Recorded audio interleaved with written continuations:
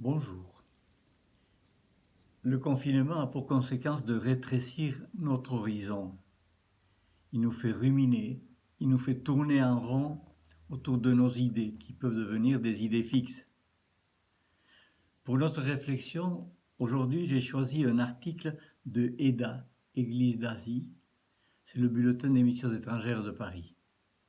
Il me semble que cet article peut nous aider à sortir du confinement et à lever les yeux pour contempler l'évangélisation qui est en marche à travers le monde, particulièrement en Asie.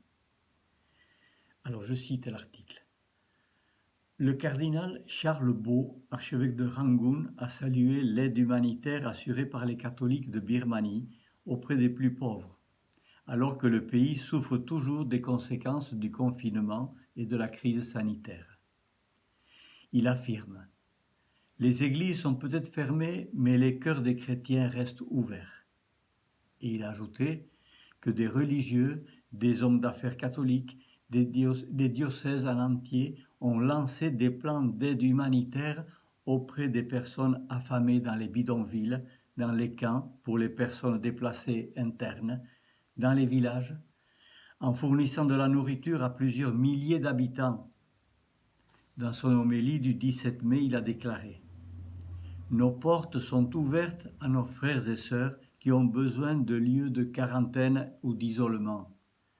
Même si nous sommes une petite église, cela ne nous a pas empêchés de nous mettre au service.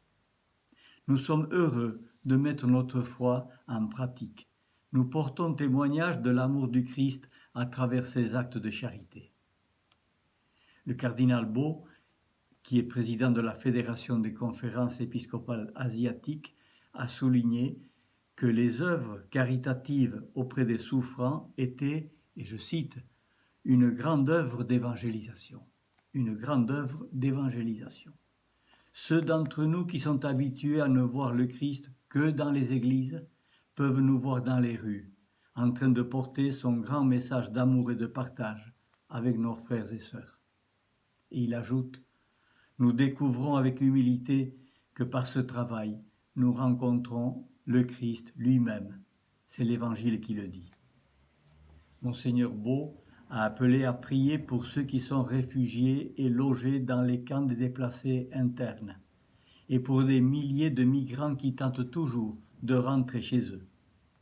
L'archevêque de Rangoon a ajouté qu'en ce temps de pandémie, alors que les hommes ont peur les uns des autres et que des distanciations sociales nous éloignent même de nos proches, nous pouvons, je cite, nous pouvons être tentés d'oublier ceux qui sont dans le besoin.